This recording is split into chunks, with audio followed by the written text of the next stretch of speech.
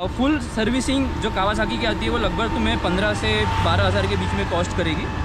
बाकी तुम अगर छोटे मोटे काम कराने जाओ, जैसे अभी लास्ट टाइम मैं गया था, मैंने ब्रेक पैड चेंज किए हैं इसके, मैंने इसका सस्पेंशन रेस किया है, इसका लॉक थोड़ा सा ख़राब हो गया था उसको स्मूथ किया मैंने, और ऐसी छोटी मोटी चीज़ें तो वो लगभग 1200-1500 रुपये के आसपास हो जाएगी depending on your work of course. ठीक है, वेलकम माय नोपो 20 ब्लॉग्स। क्योंकि मैंने जो संडे राइड करने के लिए गया था दिल्ली में, तब मेरा एक दोस्त मिला था, दोस्त के साथ मैं सोचा एक थोड़ा वीडियो बनाऊँ, क्योंकि उसका पास है निंजा 650। क्योंकि भाई का साथ उस दिन मुलाकात हुआ था, अभी भाई का साथ थोड़ा बात करूँगा, क्योंकि भाई का सोसाइटी में ही हूँ अभी मैं क्योंकि मज़ा आएगा, उसका बाइक वगैरह भी दिखाऊँगा, और थोड़ा दूर जाने के बाद हम लोगों ने बहुत अच्छी तरह एक लोकेशन देख के रखा हुआ हूँ, उधर में जाके वीडियो शूट करूँगा और भाई को भी दिखाऊँगा अभी, क्योंकि भाई का साथ थोड़ा बात करूँगा, उसका बात मज़ा आएगा। गाइस चलो अभी चलते हैं, भाई का साथ मिलता हूँ और दिखाता हूँ, क्योंकि हम दोनों का बाइक यही है और ये मेरी बाइक है, ये दोस्त का बाइक है। क्योंकि थोड़ा सा ब्लॉग में उस दिन मैंने वो बाइक लिया था। अभी भाई का साथ बात करता हूँ। भाई कैसा है भाई? हेलो हेलो भाई तुम्हारा थोड़ा सा नाम बताओ यार। मेरा नाम अमोल है। मैं वैसे तो महाराष्ट्र को, लेकिन मैं फ़िलहाल यहाँ पे रह रहा हूँ जॉब के लिए वगैरह। हाँ, और ये हाँ। भाई मुझे मेरे दोस्त बने अभी थोड़े दिन पहले राइड। क्योंकि नया दोस्त है। अभी हम दोनों जाऊंगा, अभी हम लोग वीडियो वगैरह शूट करने के लिए, क्योंकि हम लोगों का वीडियो वगैरह आके ही रहेगा। अभी नया दोस्त बना है, क्योंकि कम से कम 20 डेज़ का बाद हम लोग अभी मिला हूँ, क्योंकि जब राइड को टाइम हो गया अभी। गाइस चलो अभी चलते हैं, देखता हूँ अभी लोकेशन कहाँ पे होगा।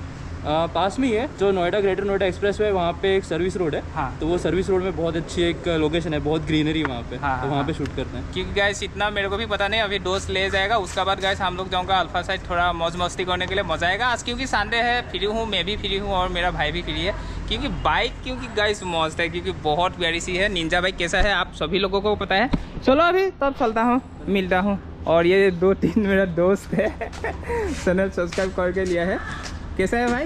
बढ़िया। नाम बता दो, तुम्हारा नाम दोनों का नाम। मेरा नाम आदित्य है। ठीक है, थैंक यू। चलता हूँ बाय बाय गाइस। क्योंकि रेडी हो गया जाने के लिए, चलो अभी चलता हूँ, मिलता हूँ। क्योंकि धूप वगैरह भी है, आज बहुत प्यारी सी मौसम है, मज़ा आएगा। बात करूँगा अभी, क्योंकि हम लोग सोसाइटी में है, इसीलिए थोड़ा इतना चिल्ला के इतना मौज मस्ती करके बात कर नहीं पा रहा हूँ कोई बात नहीं, रास्ता पे मिलता हूँ और दिखाता हूँ रास्ता में बाइक की कमाल।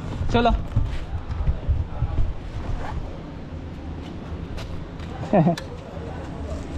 क्योंकि गाइस जैसे मैं बोला था, मेरे बाइक को जो सर्विसिंग दिलाना है दिया नहीं है, इसीलिए थोड़ा सा प्रॉब्लम हो रहा है। चलो तुम आगे चलो, बाय।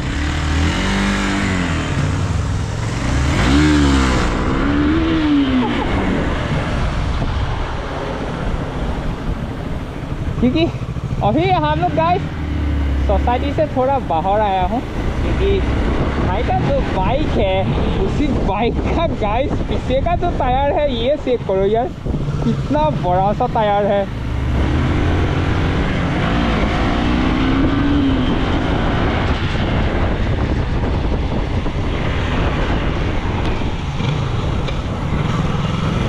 क्योंकि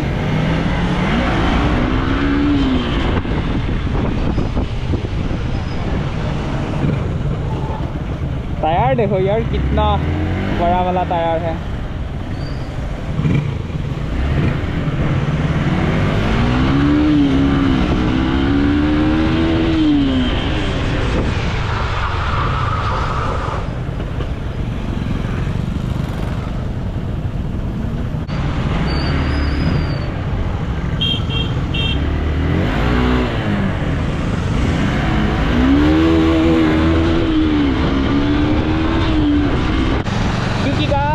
और थोड़ा देर का बाद हम लोग जो डेस्टिनेशन पे आ रहा हूँ, अभी पहुँचने वाला हूँ। क्योंकि गाइस मेरे पास जो मीडिया मोड है ना, वो नहीं है, इसीलिए गाइस थोड़ा अबे आवाज़ के लिए हम लोगों को रुकना पड़ा। क्योंकि गाइस प्लेस देखो कितना प्यारा सा सेक्सी सा है। गाइस चेक करो यार, कितना प्यारा सा मौसम है यार, बहुत ही प्यारा सा है। चलो अभी थोड़ा तेज चलता हूँ।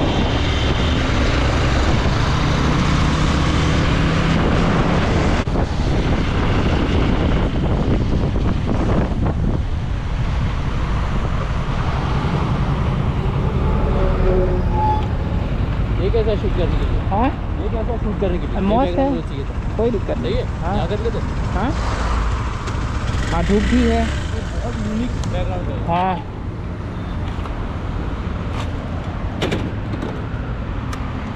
क्योंकि गाइस हम लोग आगे जो डेस्टिनेशन था वो पहुंच गया, क्योंकि इतना प्यारा सा डेस्टिनेशन है, प्यारा सा मौसम है आज। क्या बताऊं, अभी मैं भाई से पूछूंगा जो जो बाइक की बारे में मॉडिफिकेशन करके रखा हुआ है, क्या क्या करके रखा है और कितना टाइम पे कितना किलोमीटर चलाया उन्होंने, क्योंकि जो कावासाकी बाइक है उसके बारे में मेरे को खुद भी नॉलेज है नहीं, क्योंकि मैं आज तक चलाया नहीं हूँ, खाली सीट पे बैठा हुआ हूँ और थोड़ा सा एक्सेलेटर दे के रखा हुआ हूँ। अभी सब कुछ मैं भाई से पूछूंगा और भाई बताएगा। भाई तुम थोड़ा सा बताओ, भाई ही बोल रहा, तुम पहले तुम्हारा नाम बताओ यार। अमोल है मेरा नाम। अमोल भाई। वेल मैं भी सोच रहा हूँ ज़रूर यूट्यूब चालू करूँ सुन, तो ये नाम ज़रूर याद रखना, क्योंकि कुछ टाइम बाद शायद मैं भी आ जाऊँ यूट्यूब पे। हाँ हाँ हाँ। तो, अभी तुम्हारे बाइक के बारे में थोड़ा सा बताओ, और तुमने कितना किलोमीटर कम टाइम में कितना किलोमीटर चलाया, और जैसे जो जो एक्सपीरियंस है तुम्हारा, तुम थोड़ा सा सब कुछ, मेरा जो सब्सक्राइबर लोग हैं उन लोगों को थोड़ा सा बताओ तुम। बिल्कुल भाई बिल्कुल। तो ये है कावासाकी निंजा 650। ये बेसिकली स्पोर्ट्स टूरिंग कैटेगरी में आती है। तो कुछ जैसी चीज़ें कि मैंने ये क्यों ली, तो बेसिकली मेरे यूज़ केस के हिसाब से कि मैं ऑफिस जाता हूँ, इससे ये मेरा रोज़ का चलाने का है। तो रोज़ चलाने के लिए जो सुपर स्पोर्ट्स होती है वो एकदम से बहुत एग्रेसिव पोजीशन होती है, जिससे तुम्हारे रिस्ट में दुखता है, पीठ दुखती है, ये सब चीज़ें होती है जो पता ही होगा, आप बाइकिंग के शौकीन हो इसके उसके, है ना। तो इसलिए मेरे ख्याल से ये डिसीजन मेरा बहुत सही था। Although I love super sports, और बहुत मेरा मन करता है कि यार इसको दे के या फिर इसके बजाय एक और सुपर स्पोर्ट्स भी ले लूँ। लेकिन जब मैं इसको राइड करता हूँ, चलाता हूँ, मैच्योरली अगर सोचा जाए तो at the end of the day ये मेरा सही डिसीजन था to buy Ninja 650, because it's a jack of all trades and master of none. तो ऐसा है कि ये हर चीज़ करती है। तुम इसमें पावर 76 हॉर्स पावर है, which is a very good horse power considering in sports touring category for a 600-650 CC bike. अगर हम सुपर स्पोर्ट्स से कंपेयर करें तो सुपर स्पोर्ट्स से कंपेयर करते हुए ये सबसे कम हॉर्स पावर में आती है, because of course it is not tune for super sports और रेसिंग, राइट। बट ये मैं कहूँगा कि 76 horse power is plenty enough. तुम्हें ऐसा कभी भी नहीं होगा कि इस पर तुम बोर हो गए, ये कभी नहीं होगा, तुम्हें ये मज़ा हमेशा देगी। इसके अलावा ये ऑन रोड 9 लाख की आती है, और तो ये ऑन रोड 9 लाख की आती है। और मैंने ये सेकेंड हैंड ली है वैसे तो from super machines Noida, sorry super machine Delhi. Price नहीं बताऊंगा बिकॉज दैट इज़ कॉन्फिडेंशियल और नेगोशिएबल है, वो तो तुम सब कंपनी के साथ ही करोगे, है ना। हाँ। तो वो चीज़ है। बाकी अगर मैं बाइक के बारे में बात करूँ, कुछ चीज़ें लिखा उस पर क्या क्या मैंने काम किया, क्या क्या मॉडिफिकेशंस हुए, तो सबसे इम्पोर्टेंट चीज़ मैं बोलूँगा कि पीपीएफ हमेशा करा लेना चाहिए। पीपीएफ कराने से दो चीज़ें होती है कि तुम्हें लगेगा कि यार ये वर्थ इट है या नहीं है। मैं कह रहा हूँ कि एक मेंटल पीस जो मिलता है ना पीपीएफ लगाने के बाद, वो बहुत इंपॉर्टेंट होता है। और तुम्हें अगर जब इतनी महंगी बाइक लोगे ना भाई, और अगर तुम मेरे जैसे एक मिडिल क्लास से आते हो, तो तुम्हें हमेशा एक डर रहेगा जब तुम बाइक पे नहीं होंगे, ऑफिस में होंगे, घर पे होंगे, जहाँ पे भी होंगे, अगर बाइक कहीं पे पार्क की है, तुम्हें हमेशा ये डर लगेगा कि भाई मेरी बाइक सेफ़ है क्या, कोई स्क्रैच नहीं आ जाए या कुछ हो जाए। तो ये डर हटाने के लिए भाई मैं बता रहा हूँ PPF is totally worth it. और अगर मैं आपको एक लाइव एग्जाम्पल भी दिखा देता हूँ, मुझे एक कार ने ठोका था यहाँ पे, तो ये जो दिख रहा है इसके, ये बिल्कुल पीपीएफ पे है, मेरे बॉडी को कुछ भी नहीं हुआ है, एक कार ने ठोका है मुझे। गलती पूरी कार की थी। उसके बाद में अगर बात करनी होगी तो कर सकते हैं कैसे वो एक्सीडेंट क्या हुआ। मैं बस सिग्नल से निकल रहा था और सिग्नल मेरा ग्रीन था, मैं सबसे सामने था, और एक कार ने आके, जो बच्चे चला रहे थे विदाउट लाइसेंस टाइप में, उन्होंने मुझे आके यहाँ साइड में ठोका। तो मेरी कोई गलती नहीं थी, ये लोग बिना लाइसेंस के और ऐसे सिग्नल जंप करने को देख रहे थे, उन्होंने मुझे ठोका। बट लकीली ये चीज़ फ्रेम स्लाइडर्स कहते हैं इसे, ये एक मॉडिफिकेशन आता है, बहुत इंपॉर्टेंट है। इसके वजह से मेरा पूरा ये बच गया, नहीं तो सोच सकते तुम ये पूरा फुटफाट हो जाता। और पीपीएफ की वजह से ये जो स्क्रैच आया है ये भी पीपीएफ पे। अगर लोगों भाई तुम इसको हाथ लगा के देखो, तुम्हें लगता है कुछ फील हो रहा है? नहीं, कुछ भी फील नहीं हो रहा है, नहीं, ये पूरा प्लेन है, ये कुछ भी फील नहीं हो रहा है क्योंकि पीपीएफ पे आया है। तो अगर मैं ये शीट निकाल दूँ या धूप में हील हो जाएगा कुछ दिनों बाद अपने आप, तो ये हट जाएगा। तो ये तो modification highly recommended by me, frame sliders PPF. इसके अलावा जब मैं इसको ख़रीदा था तो इसमें सीट कवर आया था पहले से ही। मैंने सीट खरीद ली, अलग से सीट भी लगवा ली, बिकॉज दूसरे लोगों को तो बिठाओगी साथ में ना, तो सीट तो नेसेसरी है। बट सीट कॉल से जो लुक आता है मस्त आता है, बहुत सेक्सी। फिर इसमें टेल टाइडी लगाई है मैंने। टेल टाइडी से पहले इतना लंबा जो होता है टेल वो छोटा हो जाता है, so it gives it nice super bike kind of look. और भी अलग अलग तरह के आते हैं टेल टाइडी, जैसे तुम्हें पता है। इसके अलावा तो हाँ, स्पूल्स लगे हुए इसमें। स्पूल्स इज़ फॉर जो दूसरा एक तरह का स्टैंड आता है बाइक का, जिससे बाइक स्ट्रेट रहती है, पीछे का टायर ऊपर हो जाता है, वो वाला जो स्टैंड आता है। So this is for mounting of. और बस बाकी तो और कुछ मॉडिफिकेशन है नहीं इसमें किया हुआ। क्योंकि गाइस अभी मैं थोड़ा भाई से बात करूँगा, क्योंकि जो भाई की जो बाइक है, बाइक का जो पीछे का टायर है इतना बड़ा सा टायर है। क्योंकि जैसे दोस्त ने जैसे बात कर रहा था तब मैं साइलेंट हूँ, क्योंकि आप लोगों को भी सुनना है। अभी गाइस जो टायर है, टायर दिखाऊंगा, क्योंकि मेरा जो गोप्रो कैमरा है भाई ने पकड़ेगा और मेरा हाथ से आप लोगों को दिखाऊंगा। अभी पीछे का टायर ठीक है कितना बड़ा है, तुम थोड़ा मेरा गोप्रो पकड़ लो। अभी गाइस एक मैं चीज़ दिखाने वाला हूँ, क्योंकि मैं बैठ गया, ठीक है। बैठने के बाद ये तो मेरे हाथ है ना, देखो गाइस, देखो इतना बड़ा, क्योंकि इतना बड़ा टायर है, मस्त है। क्योंकि ऐसा वाला बाइक मेरे को भी लेने का मन करता है, खाली मेरे को अभी लेने के लिए, क्योंकि मेरा यूट्यूब चैनल इतना ग्रोथ हुआ नहीं है और मैं तो इतना पैसा वाला आदमी हूँ नहीं। कोई बात नहीं, ऐसे ही एक दिन काम कर करके एक दिन ऐसे आगे जाऊँगा। उसका बाद क्या होगा, मैं भी अच्छा वाला बाइक ले पाऊँगा, क्योंकि तब मज़ा आएगा। और अभी मेरा जो दोस्त है, दोस्त ने आवाज़ वगैरह सुनाएगा, क्योंकि उन्होंने एग्जॉस्ट लगाया नहीं है। अभी तुम एग्जॉस्ट वगैरह लगाएगा ना नहीं लगाएगा, थोड़ा सा बताओ। बिल्कुल। तो रेंजर 650 की बात ये, हाँ थोड़ा गाड़ी आ रहा है। तो रेंजर 650 की बात है, this is the parallel twin engine. तो पैरेलल ट्विन में एक जो होता है ना कि इनलाइन 4 की आवाज़, इनलाइन 3 की आवाज़ जो आती है, वी आर एक्सपेक्टिंग दैट जब हम एग्जॉस्ट यूजुअली जाते हैं। तो इसमें एग्जॉस्ट का उतना निखर के नहीं आता है। और इसमें रेंजर 650 में बात है कि इसका जो स्टॉक एग्जॉस्ट होता है वो काफ़ी सही साउंड करता है। तो पर still there are couple of exhaust. जब पैरेलल ट्विन की बात आती है, so you need an exhaust जो बेसी साउंड दे ज़्यादा, राइट। बिकॉज इनलाइन 4, इनलाइन 3 ये जो इंजन है जिसमें स्मूथ साउंड आता है, उसमें तुम्हें ज़्यादा ट्रैवल हो तो अच्छा लगता है। बट पैरेलल ट्विन में ऐसा होता है कि वो फट जाता है आवाज़ अगर बहुत ट्रैवल होती है। सो यू नीड बेसी साउंड। तो मीफ का एक एग्जॉस्ट है जो मैं लगवाने वाला हूँ, मुझे लगाना, मैं ढूंढ के रखा हुआ है, ढूंढ के, बट कोई पैसा वो तुम्हारा ड्रीम है ना। बिल्कुल। तो फिलहाल अभी थोड़ा भाई ने स्टार्ट करके दिखाएगा। हाँ। क्योंकि देखो गाइस निंजा लिखा हुआ है, और अभी थोड़ा सा आवाज़ सुनाओ तुम। बिल्कुल बिल्कुल। स्टार्ट होने वाला है। तो गाइस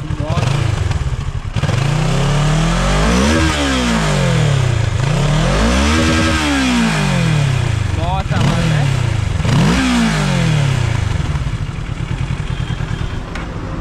क्योंकि जैसे एग्जॉस्ट वगैरह सेंस करेगा तब, क्योंकि आवाज़ सुनने के लिए बहुत लाउड होगा। अभी जैसे इतना लाउड नहीं है तो भी थोड़ा लाउड ही है, क्योंकि मज़ा आएगा। जैसे भाई ने, दोस्त ने जैसे तुम्हारा एग्जॉस्ट वगैरह लगाने के लिए जाएगा दिल्ली, तब मैं भी जाऊंगा उसका साथ देखने के लिए, क्योंकि मज़ा आएगा। अभी थोड़ा हम लोग राइड करूँगा, और अभी हम लोग थोड़ा शॉर्ट वीडियो भी बनाऊँगा थोड़ा, क्योंकि फ़ोटो वोटो भी खींचूँगा, क्योंकि लोकेशन वगैरह बहुत मस्त है। आज बहुत प्यारी सी मौसम है कि नहीं, क्योंकि मज़ा आ गया।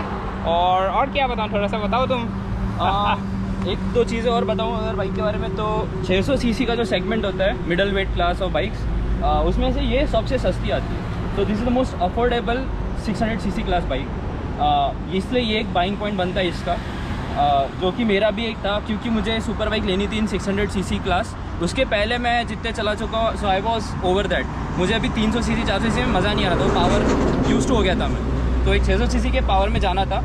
और when you don't have the money, inline 3 inline 4 engine हमेशा वो बहुत महंगे आएंगे, जो भी है। तो 10 के नीचे, 10 लाख के नीचे कोई नहीं आएगा। ये अकेली है जो 10 लाख के नीचे आती है in 600 cc class. So that's why I wanted to buy in super sports and sports segment, right. That's what I am talking. अभी तुम मुझे एक बात बताओ, क्योंकि ये जो 650 है वो तो बहुत पावरफुल मशीन है, ठीक है। हाँ। इसका साथ तुम्हारा हेलमेट वगैरह पहनने के लिए कितना महंगा हेलमेट लेना चाहिए, और थोड़ा सा उसी के बारे में थोड़ा एक्सपीरियंस तुम्हारा बताओ। बिल्कुल। सो गेयर में ऑफकोर्स जब भी तुम सुपर बाइक लो उसके पहले हेलमेट लो। सुपर बाइक के पहले हमेशा हेलमेट, क्योंकि यार ये डेथ मशीन इसको एक वजह से कहा जाता है, राइट। सुपर बाइक्स ऐसी चीज़ है जो एक इंसान एक्सेलरेट तो बहुत आसानी से कर देता है, लेकिन उसको ब्रेकिंग करना, कंट्रोल करना है ना, ये थोड़ा सा हम एक्सपेक्ट नहीं करते। हम सोचते हैं कि हमको आती है चलाने ये सब, लेकिन जब सामने से गाड़ी बहुत तेज़ पास में आती है ना, तुम्हें अंदाज़ा भी नहीं होता है कि कितना जल्दी एक्सीडेंट हो जाता है। तो इसलिए हेलमेट लेना सबसे पहला investment is very very necessary. It's an investment. Always remember safety cares are in an investment, ठीक है। तो उसमें जितना हो सके उतना पैसा डालो। तो जब भी हेलमेट लो, यहाँ पे अगर तुम्हें दिख रहा होगा एक रेटिंग आती है, राइट। तो इसमें बहुत चीज़ें होती है रेटिंग, जैसे ISI रेटिंग होती है, इंडियन रेटिंग है ऐसा। So these are not that safe. So always go for European rating ECE 22.05 पहले आता था, अभी 06 है अपडेटेड। तो मैं रेकमेंड करूँगा 06 या उसके ऊपर ही ले। 07 शायद अभी नहीं आया, लेकिन ECE 22.06 इसी का हेलमेट लो। कुछ अच्छे ब्रांड्स हैं, जैसे ये तो XOR is a very good brand. You can go for DSG, और भी आई गेस मैं अभी नाम नहीं याद रहा मुझे, लेकिन है कुछ हेलमेट। अगर मैं नाम याद आता है मैं लिंक पे दे दूंगा, चाहिए तो लोगों भाई अपने कमेंट सेक्शन या डिस्क्रिप्शन में वो डाल देंगे। तो KYT भी है शायद, और LS2 बहुत अच्छा ब्रांड है, बट वो यूजुअली महंगे सेगमेंट में होता है। तो वो लेना बहुत अच्छी बात है अगर वो अफोर्ड कर सकते होंगे तो। नहीं तो ये बहुत बजट सेगमेंट में अच्छा आ जाता है, 5-6 हज़ार के आसपास मिल जाता है हेलमेट। बट इससे नीचे तो मत जाना। डोंट गो फॉर दैट 2-3 हज़ार 2-3 हज़ार में जो लोकल माल आता है, क्योंकि ये रेटिंग उसमें या तो फेक छपी होगी या तो नहीं होगा, ठीक है। तो जो ट्रस्टेड ब्रांड्स है इसमें EC रेटिंग हो वही लेना। तो दूसरी चीज़ ग्लव्स में जो पाम पैडिंग हो और नकल पैडिंग हो, ये बहुत नेसेसरी है होना, ताकि तुम जब गिरते हो तो तुम्हारे नकल से डायरेक्ट बोन कांटेक्ट, तो बोन को कुछ होना नहीं चाहिए। तुम जब गिरते हो तो पाम फर्स्ट गिरते हो हमेशा, तो ये फटना नहीं चाहिए, तो उसके लिए नेसेसरी है। इसके अलावा इंपॉर्टेंट होते हैं राइडिंग बूट्स, जो मेरे पास अभी नहीं है, पर राइडिंग बूट्स, राइडिंग जैकेट, ये इंपॉर्टेंट है सबसे पहली चीज़। फिर उसके बाद राइडिंग पैंट्स तुम बाद में आराम से ले सकते हो। दूसरी चीज़, जब भी एक्सीडेंट वगैरह कुछ होता है, जैसे मुझे अभी यहाँ पे ठोका गया था कार ने, तो मुझे यहाँ पे लगी है पैर में, that was the first contact. तो जो पैड्स आते हैं पैर के, वो भी इंपॉर्टेंट है। तो ये कुछ राइडिंग गियर्स है जो तुम्हें लेने हैं। क्योंकि मैं तुमको एक बात पूछने वाला हूँ, क्योंकि वो बात पूछना नहीं चाहिए, तुम थोड़ा सा मेरे को बताओ। क्योंकि जैसे हम लोग इंडिया से बिलोंग करता हूँ, ठीक है, इसलिए सभी लोग पूछते हैं 1 लीटर पेट्रोल में कितना किलोमीटर चलते हैं, ठीक है। ये बात थोड़ा तुम बताओ। मैं तुम्हें एक सवाल पूछूंगा, तुम्हें क्या लगता है इसका एवरेज क्या होगा? एक 650cc स्पोर्ट्स बाइक है तो उसका क्योंकि मैं बोलना चाहता हूँ ये 10-15 इतना ही दे सकता है। यूजुअली सब लोग इसी में एक्सपेक्ट करते हैं, बट मैं तुम्हें दिखा देता हूँ कि मेरा एवरेज कितना निकल रहा है इस बाइक से। यहाँ पे एवरेज लिखा है, 1 सेकंड अभी आएगा। हाँ, 22.8 तो लगभग ये 23 का एवरेज दे रही है। 23 का एवरेज मैं बता रहा हूँ, MG की कार भी नहीं देती है। MG की कार भी नहीं, तो MG की कार में भी लगभग 20 का एवरेज निकलता है, तो बहुत अच्छा एवरेज देती है, बहुत अच्छा। क्योंकि इतना पावरफुल मशीन होने का बाद भी 22.8 किलोमीटर दे रहा है, बहुत मस्त है। क्योंकि बहुत अच्छा लगा, क्योंकि भाई ने जैसे मेरे को टाइम दिया मेरा यूट्यूब चैनल में आने के लिए, क्योंकि मेरा इतना बड़ा वाला यूट्यूब चैनल भी है नहीं। क्योंकि जैसे हम लोग बात किया था, बहुत अच्छा लगा, क्योंकि भाई का साथ बात करके बहुत अच्छा लगा। अभी गाइस हम लोगों ने अभी थोड़ा रील वगैरह बनाऊंगा और फोटो खींचूंगा, मज़ा आएगा। क्योंकि गाइस हम लोगों के साथ बने रहिए, और नया वीडियो हम लोगों के साथ आके रहेगा। और थोड़ा सा मेरा दोस्त ने बात करेगा। एक और चीज़ मैं बोलूँगा तो वेल, अगर मैं इसको बहुत ज़ोर से चलाऊँ, आवाज़ करके चलाऊँ, तो भी 20 का एवरेज दे देगी ये।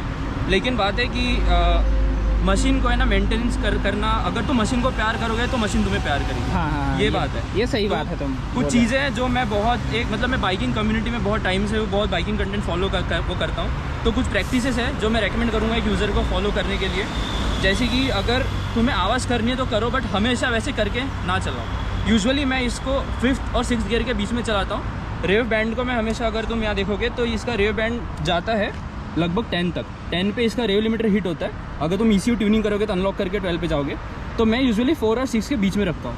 मैं यहाँ पे बहुत हार्डली जाता हूँ ताकि इसका इंजन को ज़्यादा प्रेशर ना है। ये एक चीज़। दूसरी चीज़ होती है कि तुम ब्रेकिंग और क्लच इसको कैसे यूज़ करते हो। तो जैसे अगर ट्रैफिक में कहीं सामने स्पीड ब्रेकर आ रहा है, कोई कार आ रही है या रुकना है, सिग्नल है, तो ये सब मैं पहले सोच के ही स्पीड स्लो कर लेता हूँ। मैं ब्रेकिंग ज़्यादा नहीं यूज़ करता हूँ। मैं इसको नॉर्मल इंजन ब्रेकिंग जो बोलते हैं, engine braking is very important, तो मैं इंजन ब्रेकिंग यूज़ करता हूँ, इंजन ब्रेकिंग होने देता हूँ, और तब जाके अगर ब्रेक का कम से कम यूज़ हो मैं वैसा करता हूँ। ठीक है, मैं पहले स्लो करता हूँ, ऐसे नहीं बहुत तेज़ भागा के आया, फिर बहुत स्ट्रॉन्ग ब्रेकिंग की, और फिर उससे भी इसका एफिशिएंसी और ब्रेक पैड्स घिसते हैं और इंजन पे भी प्रेशर आता है। तो ये सब चीज़ें बाइक को एक हेल्दी नहीं रखती है। दूसरी चीज़ होती है कि इसका क्लच। तो इसका मैं जो क्लच जब गियर चेंज करता हूँ, सो गियर चेंज करने के 3 मेथड होते हैं, उसमें से मैं एक मेथड यूज़ करता हूँ जिसको बोलते हैं रेव मैचिंग। तो जैसे मैं डाउन शिफ्ट जब करता हूँ तो मैं हल्का सा थ्रॉटल देता हूँ और रेव को मैच करता हूँ कहाँ पे वो नीचे वाला गियर मैच होने वाला है, राइट। तो उससे ये होता है कि मेरा क्लच है ना घिसता नहीं है, तो मेरी लाइफ बढ़ जाती है क्लच की। और clutch is the first thing जो बहुत ज़्यादा घिसता है, सबसे पहले उसी की लाइफ ख़राब होती है, क्लच और ब्रेक्स। तो इन दोनों का लाइफ मैं बहुत मेंटेन करता हूँ और इंजन का लाइफ मेंटेन करता है इसको एक इकोनॉमिक रेव बैंड में चलाते हुए। और मज़ा नहीं कर रहा, उसमें मज़ा आता है जब तुम इकोनॉमिकली आराम से चिल करते जाते हो ना, बाइक का असली मज़ा तब आता है। मैं तुमको और एक बात पूछने वाला हूँ, क्योंकि तुम्हारा ये जो तुमने जो हाथी पाल के रखा हुआ है उसका बारे में थोड़ा मैं मेरी यानी कि तुम्हारी बारे में इसी के बारे में थोड़ा पूछना चाहता हूँ, क्योंकि ये तो सर्विसिंग दिलाने के लिए लेकर जाता है, तुम कितना किलोमीटर में सर्विसिंग दिलाता है और कितना पैसा लग जाता है सर्विसिंग में, ये थोड़ा बताओ तुम। बिल्कुल बिल्कुल। तो वैसे अगर पूरी चीज़ों फुल सर्विसिंग होती है वो हर 6 महीने में या हर 6000 किलोमीटर पे होती है। अब मेरी राइडिंग उतनी है कि मैं 2 महीने में लगभग 6000 किलोमीटर कवर कर लेता हूँ, क्योंकि मैं डेली राइडिंग है मेरी है इसकी। तो फुल सर्विसिंग जो कावासाकी की आती है वो लगभग तुम्हें 15 से 12 हज़ार के बीच में कॉस्ट करेगी। बाकी तुम अगर छोटे मोटे काम कराने जाओ, जैसे अभी लास्ट टाइम मैं गया था, मैंने ब्रेक पैड चेंज किए हैं इसके, मैंने इसका सस्पेंशन रेस किया है, इसका लॉक थोड़ा सा ख़राब हो गया था उसको स्मूथ किया मैंने, और ऐसी छोटी मोटी चीज़ें तो वो लगभग 1200-1500 रुपये के आसपास हो जाएगी, depending on your work of course, ऐसा है। तुम मुझे एक बात बताओ, ये तो बहुत महंगा बाइक होता है, ठीक है, ये खरीदने में यानी कि एक इंसान को कितना महीने के तनख्वाह होना चाहिए, तुम थोड़ा सा मुझे बताओ। बिल्कुल बिल्कुल। तो देखो इसकी कॉस्ट जैसे ने बोला ऑन रोड तो 9 लाख की आती है, ठीक है। अब या तो तुम फाइनेंस करोगे या तो तुम लमसम पे करोगे, और दूसरी चीज़ है कि इसकी रनिंग कॉस्ट होती है, 2 चीज़ होती है ना, एक खरीदने की कॉस्ट और एक रनिंग कॉस्ट। तो जैसे इसमें मुझे महीने का लगभग 3-4 हज़ार का फुल लगता है, बराबर। और इसकी सर्विसिंग वगैरह भी कंसिडर कर ले तो सर्विसिंग हो गई 12-15 हज़ार इन 6000 किलोमीटर, जो कि मेरे 2 महीने में कवर होता है। तो देखा जाए तो 4000, 8,000 प्लस 12,000 हो गए 20,000 रुपये, और प्लस इसका छोटा मोटा जो काम निकलता है वो तो समझ लो 25,000 रुपये। अब इसमें मॉडिफिकेशन ये मैं तुम पे छोड़ता हूँ, ठीक है। तो 25,000 रुपये मेरा इसका 2 महीने में खर्चा आ रहा है। तो अगर मैं बहुत चला रहा हूँ इसको, तो अगर तुम कम चलाओ मोटा मोटा तो समझ लो 1 महीने में लगभग 8,000 रुपये खर्चा आ जाएगा। तो तुम अपने फाइनेंस में ये देख के चलो कि 8,000 रुपये का इसका लेके चल रहे हो तुम। EMI जब पे करते हो एक रूल होता है कि 4 साल के ऊपर पे ना करो EMI, है ना।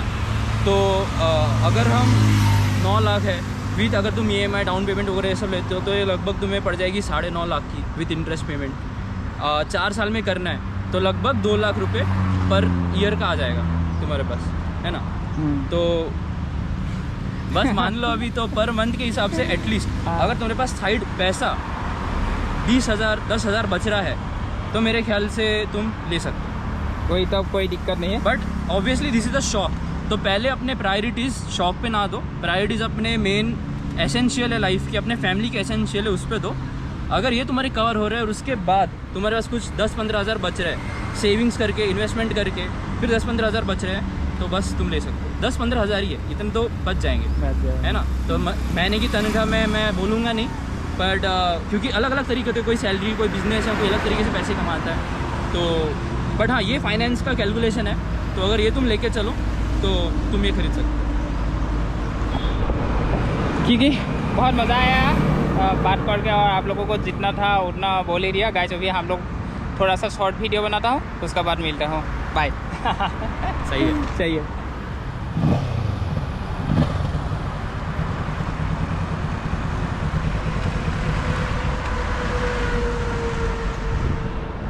क्योंकि गाइस आज हम लोगों ने इतना ही ब्लॉग शॉर्ट कर लिया, आज के लिए इतना ही। मिलता हूँ दूसरा वाला ब्लॉग में, भाई को सपोर्ट करो गाइस।